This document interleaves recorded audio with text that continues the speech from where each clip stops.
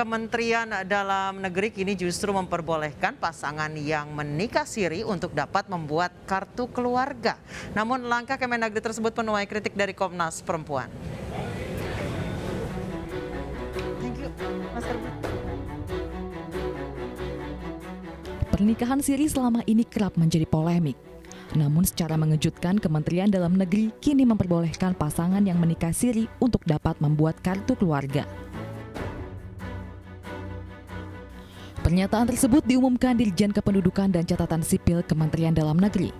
Sudan Arif menyebutkan setiap penduduk Indonesia wajib terdata dalam kartu keluarga, termasuk pasangan nikah siri, namun dengan syarat. Langkah Kemendagri tersebut menuai kritik dari Komnas Perempuan yang menilai kebijakan tersebut seharusnya dikonsultasikan. Bahkan Komnas Perempuan khawatir kebijakan tersebut akan membuat semakin menjamurnya pernikahan siri. Pernikahan siri kerap menjadi perdebatan panjang di Indonesia. Saat pernikahan dianggap sah di mata agama, nyatanya praktik nikah siri banyak merugikan perempuan karena dianggap perempuan akan kehilangan banyak hak dalam pernikahan. Meski menuai perdebatan, namun fenomena nikah siri ibarat gunung es. Kecil di permukaan, namun berdasarkan data masih banyak yang melakukan praktik ini. Kini setelah Kemendagri menyebut pasangan nikah siri bisa membuat kartu keluarga, nikah siri masih tetap menuai polemik.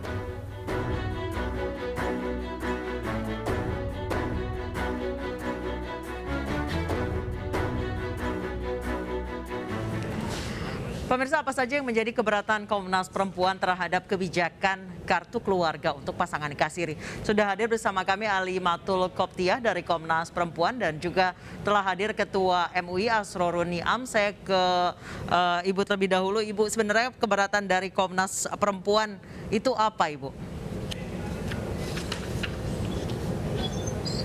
Ibu Ali Matul. Terima kasih. Ya, halo. Ya, terima kasih Mbak. Jadi begini ya, terkait dengan persoalan pencatatan pernikahan, itu kan dilakukan untuk mengurangi kemudorotan, untuk mengurangi kerentanan terhadap perempuan. Karena itu tidak cukup dengan sah menurut agama, tetapi juga sah secara negara. Karena pencatatan pernikahan itu menjadi sesuatu yang sangat penting untuk mengurus administrasi lainnya gitu.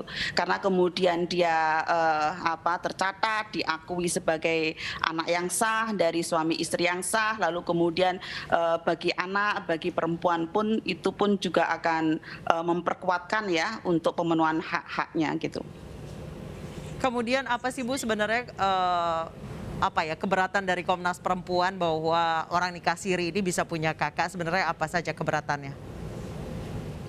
Mungkin kita perlu berpikir dulu tidak kemudian keberatan atau tidak keberatannya ya Mbak ya. Tapi kita lihat dulu, ini pernikahan siri yang dimaksud itu apa kan gitu ya.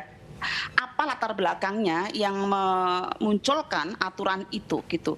Kalau kemudian aturan itu dibuat yang dilatar belakangi karena adanya banyak kepala keluarga perempuan ya, sekian juta kepala keluarga perempuan yang dia itu tidak punya pernikahan yang dicatatkan dan perpisahan yang tidak dicatatkan, yang kemudian akan mempengaruhi tentang pemenuhan hak-haknya sebagai sipil, itu kan kemudian beda persoalannya. Tetapi ketika kemudian pernikahan siri ini lalu digeneralisir untuk memudahkan persoalan-persoalan misalnya poligami atau persoalan yang terkait dengan sesuatu yang kebohongan ataupun lainnya, itu kan jadi tidak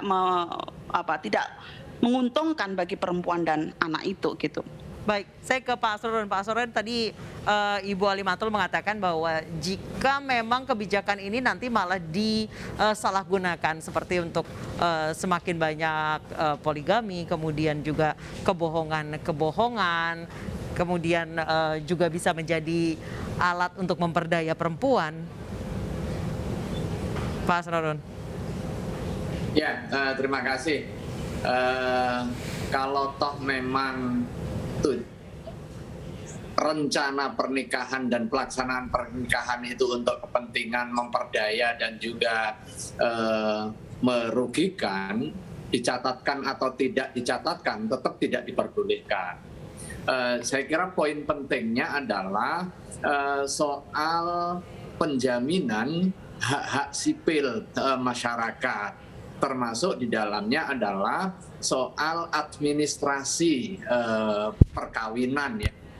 Yang pertama, secara faktual pelaksanaan nikah siri itu faktornya tidak tunggal, sehingga tidak bisa kita lihat hanya sekedar untuk kepentingan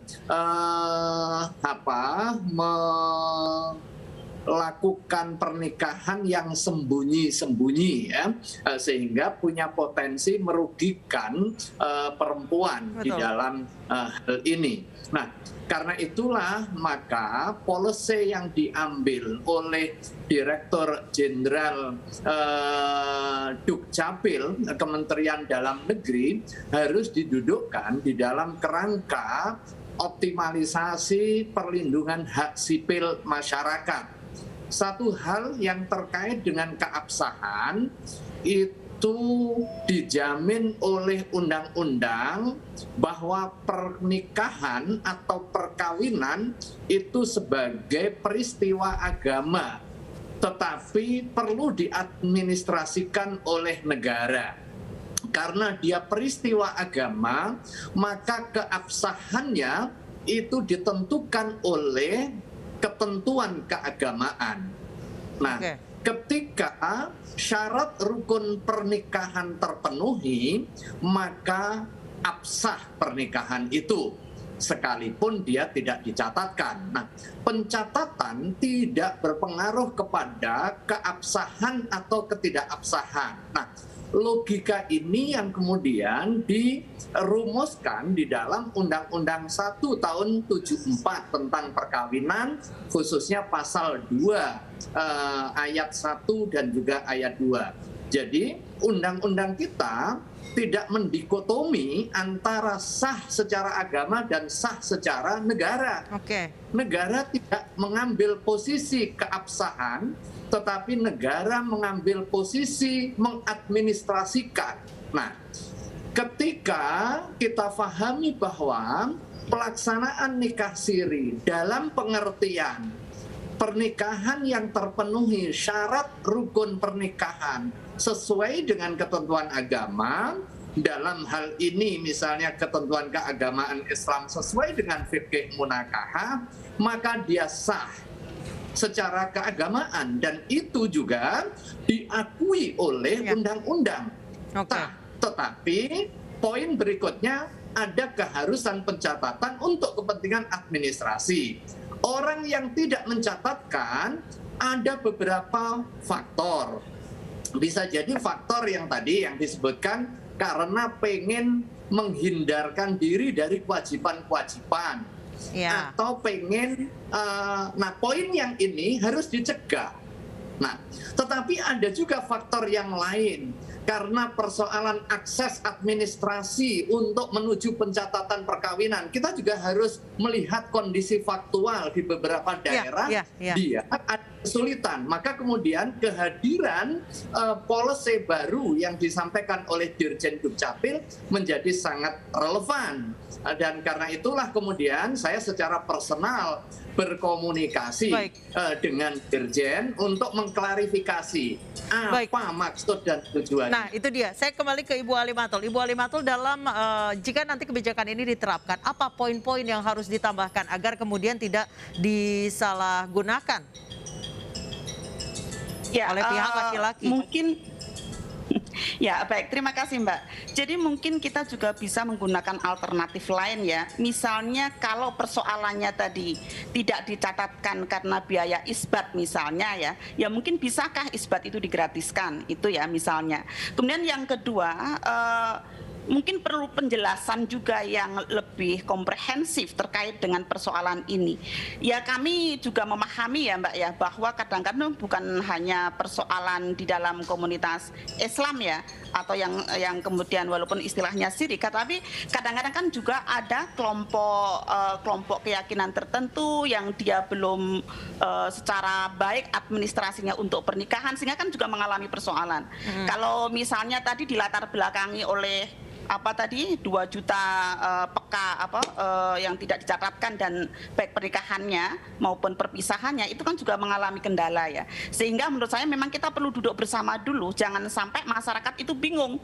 Undang-undang perkawinan mengatur untuk dicatatkan ya kan, tapi sementara ada persoalan ini yang kemudian tidak dicatatkan tapi diakui di Jadi KK, kesannya begitu. pemerintah mengendorse nikah di bawah tangan ini ya Bu ya? Ya mungkin kita tidak bisa langsung menyimpulkan seperti itu ya, karena kan pemerintah kan juga masih ada undang-undang perkawinan ya Mbak ya. Iya. Undang-undang perkawinan, pengadilan pun juga masih mengakui bahwa namanya nasab itu kan juga didasarkan pada perkawinan yang sah yang ada akte nikahnya. Nah pertanyaannya, apakah nanti ketika kemudian ini terjadi belum dicatatkan di KK gitu ya, ini implikasi hukumnya apa? Apakah kemudian si anak ini di dalam aminduk lainnya ya itu juga diakui sebagai anak kedua orang tua itu gitu? Nah, khawatirnya nanti ada aturan lain yang misalnya di pengadilan itu hanya mengakui bahwa ini hanya anaknya si ibu gitu, karena belum ada catatan pernikahan yang pakai akte nikah misalnya. Nah, ini perlu kita duduk bersama ya dengan Kemendagri, dengan Komnas Perempuan, dan mungkin dengan MUI ya untuk membicarakan ini seperti apa. Bagi Komnas Perempuan, pernikahan itu tidak hanya cukup sah secara agama ya, tetapi juga bagaimana sah secara negara yang itu ditandai dengan catatan-catatan formal. Baik. Untuk kemudian mengakses hak-hak lainnya. Kalau dari MUI sendiri apa catatan-catatan yang diberikan ke Disdukcapil dari Kemendagri terkait dengan kebijakan ini, Pak Nurun? Ya, terima kasih ya. Baik itu aturan agama maupun aturan positif kita tidak merekognisi dua keabsahan. Keabsahan pernikahan itu didasarkan kepada ketentuan keagamaan, itu sudah eksplisit. Pencatatan itu tidak di dalam konteks mengabsahkan pernikahan. Saya kira ini yang harus di-clearkan ya, bahwa penting untuk dicatatkan ya, untuk kepentingan tertib administrasi, kemudian untuk kepentingan mencegah potensi terjadinya Dan perugian supaya anak para bisa pihak. punya akta kelahiran juga kan Pak sebenarnya? Betul, tetapi poin pentingnya ketika ada peristiwa pernikahan yang terpenuhi syarat rukun secara keagamaan, itu sah dan itu sudah diatur di dalam Undang-Undang 174. Tetapi di dalam praktiknya begitu tidak dicatatkan, dianggap tidak sah dan diperlakukan seperti hubungan luar kawin. Nah, ini masalahnya. Maka kemudian dengan hadirnya reformasi penataan yang terkait dengan catatan sipil ini menjadi salah satu terobosan. Baik, Pak Nurun, tapi dan bukankah juga seharusnya solusi. pemerintah justru lebih mengendorse agar memang setiap pernikahan itu dicatatkan, bukan malah mengendorse kawin siri atau di bawah tangan? Ya, justru itu sebenarnya bukan mengendorse keabsahan pernikahan bawah tangan sehingga orang kemudian berlomba melakukan pernikahan bawah tangan, tetapi ketika ada dalam kondisi ada faktor yang menghambat terjadinya proses pencatatan, negara hadir untuk memfasilitasi. Salah satunya adalah dengan pencatatan guna menjamin perlindungan. Di dalam konteks ini perlindungan itu bukan hanya kepada salah satu pasangan, tetapi juga perlindungan kepada anak. Nah, ketika ada kondisi faktual terhadap peristiwa pernikahan di bawah tangan atau dikenal sebagai nikah siri, karena ada faktor yang menyebabkan itu terjadi bukan karena pilihan, akhirnya anak terkorbankan. Ya, anak dan perempuan yang jadi korban biasanya dalam pernikahan siri, Pak. bukan hanya sekedar perempuan, tetapi anak juga Iya. demikian. Baik. Maka kemudian negara hadir untuk memfasilitasi. Nah, ini saya kira menjadi penting ya, asal ada mekanisme mitigasi risiko yang kita khawatirkan Oke, bersama jadi tadi. nanti ketika saat kebijakan ini dijalankan harus ada catatan-catatan bahwa tidak semua orang atau di semua daerah bisa mendaftarkan ke KK pernikahan siri, tapi hanya di beberapa daerah yang memang tidak terjangkau secara administrasi, seperti itu ya Pak ya? Betul, tetapi ini bukan yang akan, tetapi ini sudah. Iya, Dan iya. saya hasil komunikasi dengan Pak Dirjen itu sudah, dan sudah ada contohnya. Begitu contoh ditunjukkan, saya kira tidak ada kekhawatiran terkait dengan dugaan memudahkan orang untuk masuk kepada ruang remang-remang di dalam pernikahan itu. Baik. Kenapa? Di dalam formnya itu, jadi ada kolom, biasa kan kalau anak belum kawin, kemudian sudah kawin. Di situ ditegaskan, kawin tapi belum dicatat. Baik, Di Ibu. dalam konteks Ibu. pencatatan. Baik, Ibu Alimatul, singkat saja boleh Ibu sebagai penutup. Apa Ya, catatan dari Komnas bagaimanapun, Perempuan? Ya, catatan Komnas Perempuan tentang polemik ini adalah bagaimana tetap harus betul-betul mempertimbangkan kerentanan perempuan. Ya, karena dengan mencatatkan maka itu akan menghindari kerentanan perempuan, tetapi juga mungkin perlu didialogkan secara mendalam ya. Kalau tadi Pak Niam mengatakan mitigasinya seperti apa itu supaya tidak dimanfaatkan untuk kemudian kembali merentankan perempuan. Jadi Betul. jangan sampai menyelesaikan masalah Baik. tapi malah menimbulkan masalah. Baik. Terima kasih Ibu Alimatul Kiptia dari Komnas Perempuan dan Pak Asrul Niam telah bergabung bersama kami di Newsroom. Pemirsa, tabrak salon kecantikan dan toko baja seorang pengemudi mobil di Duren Sawit, Jakarta Timur tewas di lokasi kejadian. Diduga korban kehilangan kendali saat mengendari mobilnya dengan kecepatan tinggi.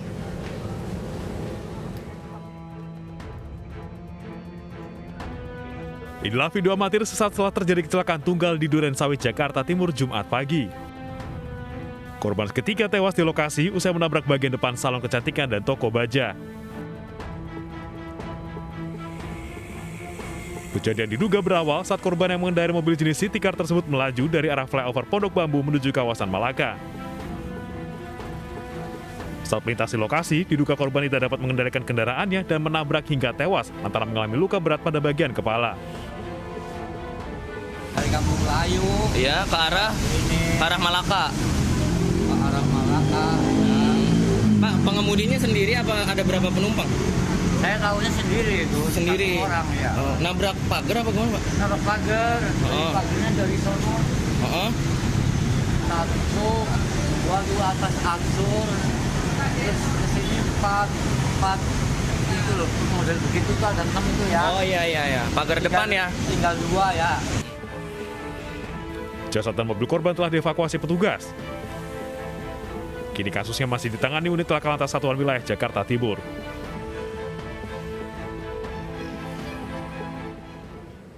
Pemirsa, polisi selidiki kasus puluhan remaja di Garut terpapar doktrin negara Islam Indonesia. Informasi selengkapnya akan kami hadirkan usai jeda.